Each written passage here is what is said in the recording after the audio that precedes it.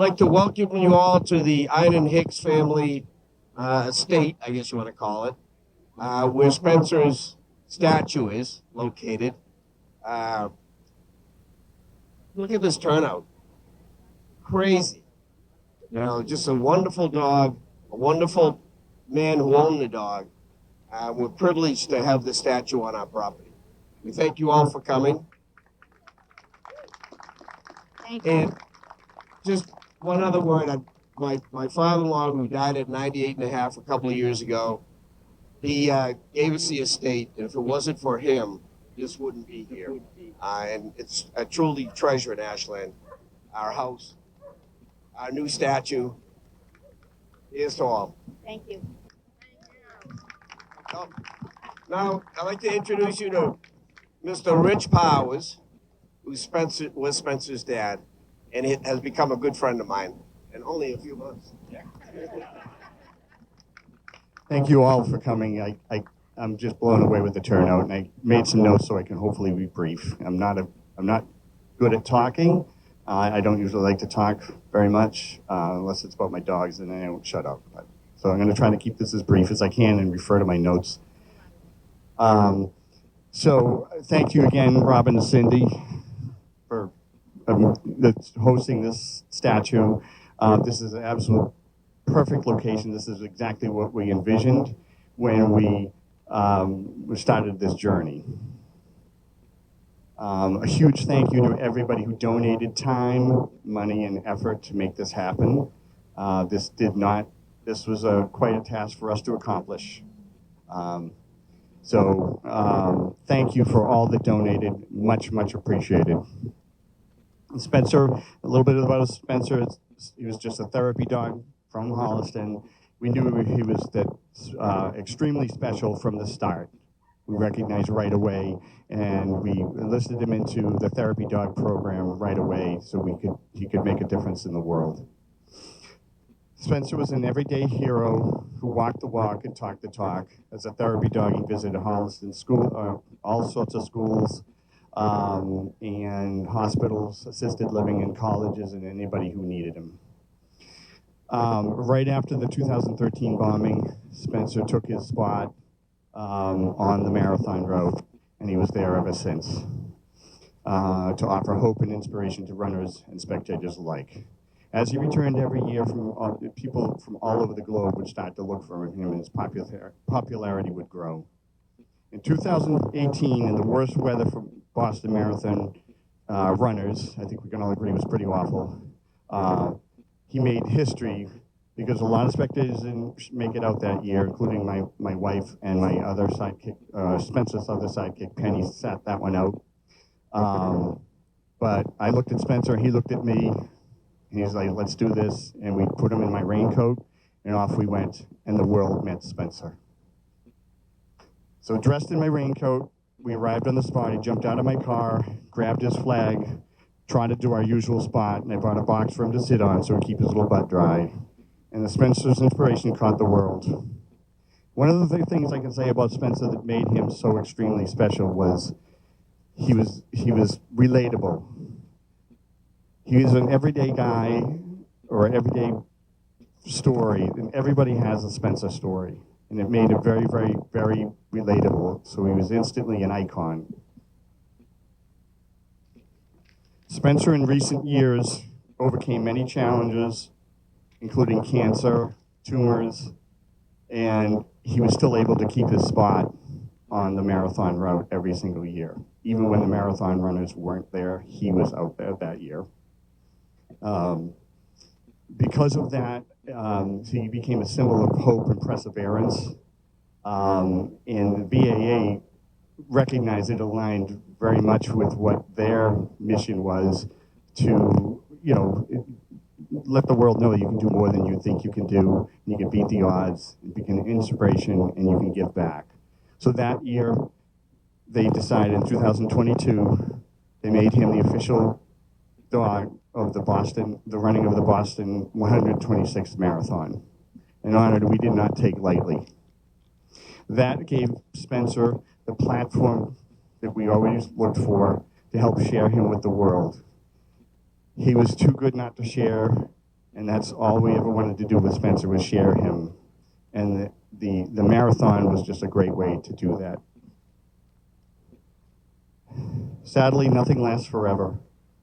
In February 2023, we climbed our own Heartbreak Hill, and he finished this marathon by crossing the bridge. Immediate outpouring from all the runners and the spectators and Spencer Penny fans poured out. We need a statue on the route of the marathon to honor this dog. Volunteers from around the country helped us research to find the right sculptors to make this happen. And we found the right sculpture right here in our own backyard, Jeff Bucaccio, right here in Canton. A small group of volunteers, which I'll introduce shortly, was formed, and the task of creating a statue was at hand. In the search of a right location. Sorry about that. There we go. There we go. Sorry about that. The search for the right location began. We envisioned a peaceful area accessible to the public that was visible to the runners, and then any of the runners or any passerbys could access. Robin and Cindy graciously stepped up to the plate and offered us this location. It was the absolute perfect location for this. It couldn't be anything better than what we had dreamed of. The site is directly across the street, and if you look behind you, across the street, you'll see a sign with a cone next to it. That's where Spencer stood for almost a decade. Spencer has crossed the street and is now home and ready to continue his inspiration. Thank you again, everyone that helped to make this statue a reality. I can't thank you enough. This boy meant the world to us, and he meant the world to a lot of people, and he can still inspire. And for everybody who helped us get here, thank you, thank you, thank you. I'm going to introduce Tricia Winton and Susan Hurley, two of the most amazing volunteers ever, to help us pull this task off and get this done. This was not easy to do, and we did it in a very short amount of time. Tricia, Susan, and I have something for you. Dory?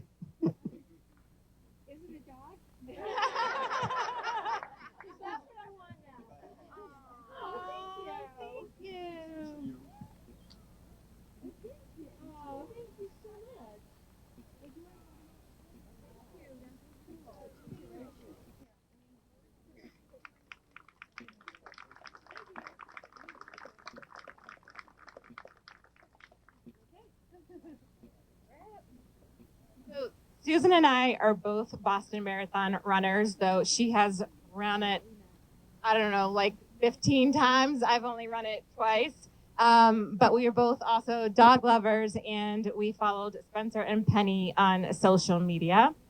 In March of 2022, Susan was diagnosed with ovarian cancer. So to cheer her up, I scheduled a meet and greet with Spencer and Penny, and from there, a bond was formed. Now, as a marathon runner, I can attest, it's a grueling race. So is battling cancer.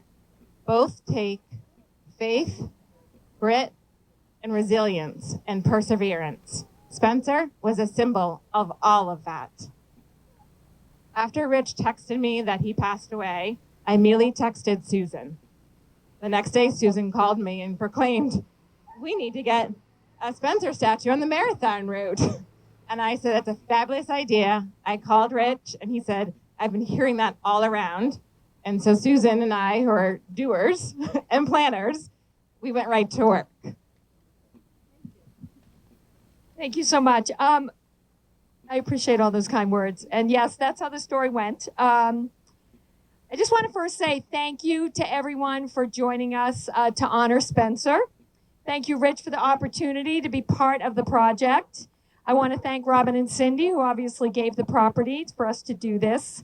And Tricia and Jeff for all your hard work. Jeff, I know you're back there somewhere.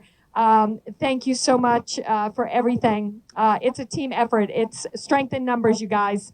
That's how you get things done. You take a lot of people with the same like-mindedness, and you work hard to get the project done. And that's what we did. I want to recognize Kim Chisholm. I don't know if she's here or not. Kim, are you here? Oh, there she is in the back. From the 26.2 Foundation. I had the pleasure of working with that foundation, the 26.2 Foundation in Hopkinton, with Kim and her dad, Tim Kilduff, on the Bobby Gibbs statue. And that's called the Girl Who Ran statue. It's going to be actually put up on the course shortly when the corridor is done. This marks my third statue that I've done. So, but it's the third statue, but perhaps the most endearing one yet, as it features a dog. And as Trish had mentioned, I received a stage 4 ovarian cancer diagnosis in March of 2022. Despite being healthy and an avid marathon runner, this unexpected battle came my way. Life is a marathon, so I tell all of my runners. And with that comes highs and lows, moments of solitude, and moments of great support. Sometimes you conquer the hills smoothly, other times you face heartbreak, and that requires a slower pace. I've been fortunate enough to have a large support system cheering me on throughout this journey, and that included Spencer.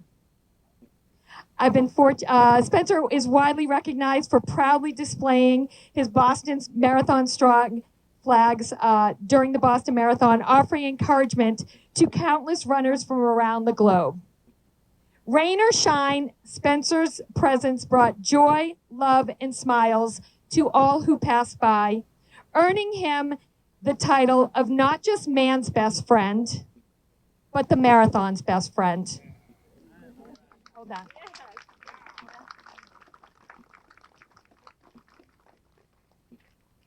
Dogs do have a remarkable way of uplifting spirits, don't they? We see it right here today with all these beautiful animals.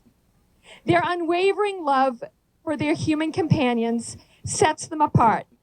Dogs embody qualities that all humans should emulate: kindness, compassion, reliability, a sense of fun, and a playful nature. There's much that we can learn from our furry friends.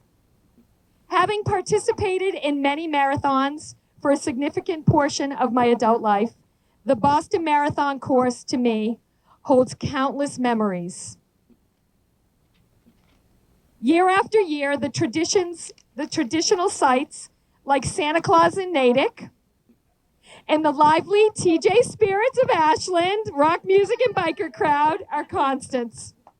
The Wellesley College Scream Tunnel, the students at Boston College, the Red Sox fans in Kenmore Square, all part of the fabric which make up this iconic race.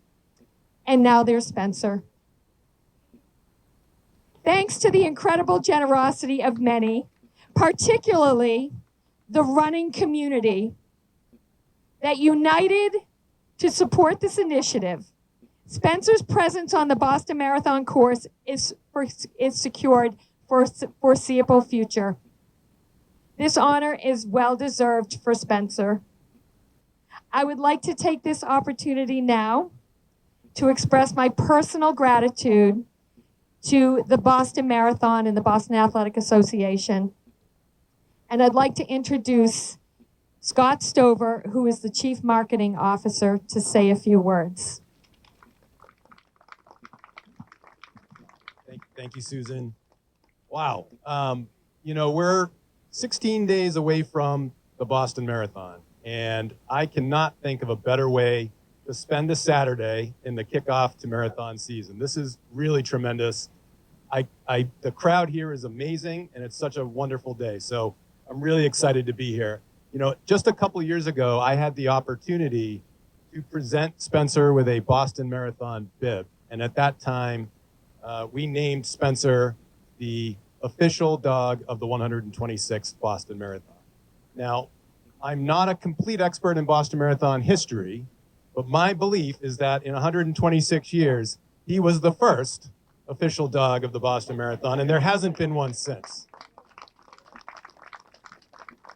We at the BAA often talk about, what is it that makes the Boston Marathon so unique and so special? And we think about the determination of 30,000 runners.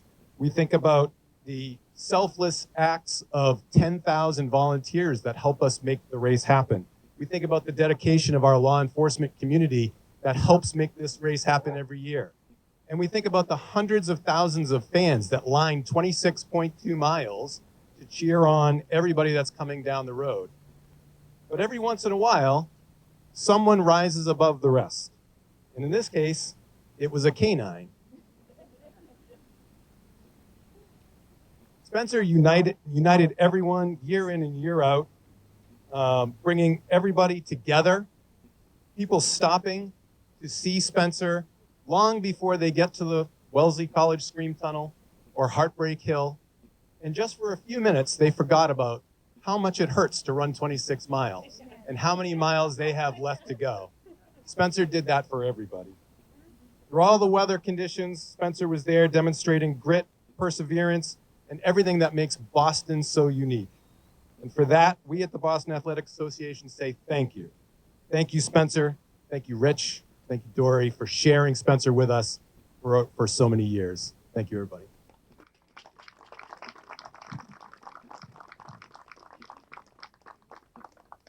Boston strong.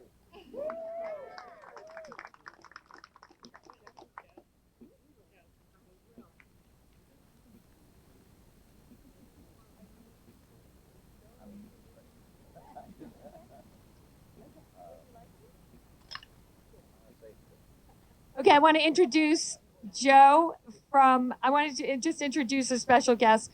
Joe is here. He is the handler / almost owner, I guess, of Corey, the famous duo here from the Fairmont Copley Hotel in Boston, which is the host hotel for the Boston Marathon. Thank you very much. I drove out to Ashland. I think it's my first time ever in Ashland. It's a very beautiful town. It was a very nice drive. We just drove out from Boston. I just wanted to, be here, and Corey too. Spencer was we made Spencer an honorary member of our team at the hotel. We got to meet Penny also. Penny was great. They were excellent, very well-behaved dogs. And, we wouldn't have missed this for the world. But thank you very much. Thank you, Joe, for driving out.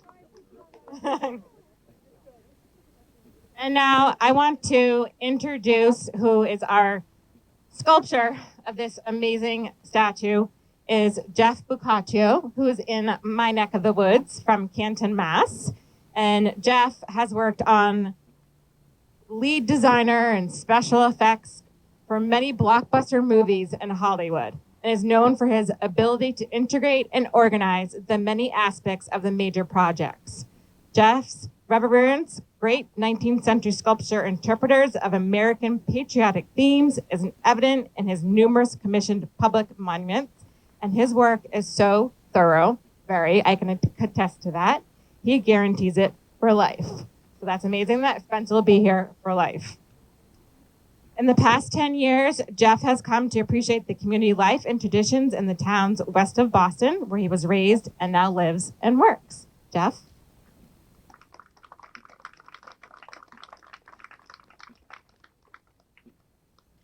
I'm going to make this brief. So I'd like to first thank my team at Boccaccio Sculpture Services for all their hard work and dedication to this very important project. My wonderful wife, Nina, she's my artist partner and business partner. Paul Cavanaugh, John Torta, Haley Lynch, Jacob Wall, Dave Robbins, Calvin Hubbard, and Ryan Morency. Without those people, this would not have been possible. I'd also like to thank all of you for the opportunity from all of us at Boccaccio Sculpture for choosing us, You have choices for projects like this, and you chose us, so we're deeply grateful for that.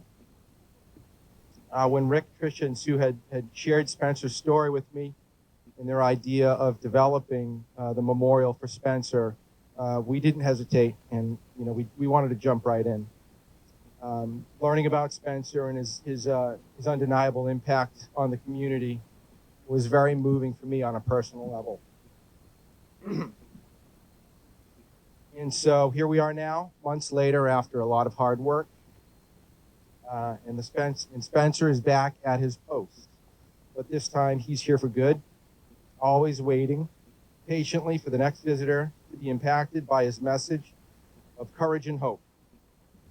So the next time that you're greeted by Spencer, just know that he will not judge you based on personal political agendas or religious beliefs.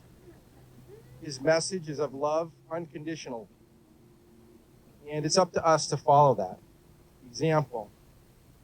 Allow Spencer's message to enter your heart and realize that you too are capable of spreading love and hope in this world. Sorry.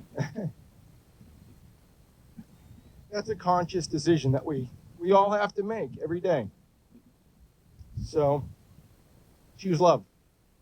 Thank you.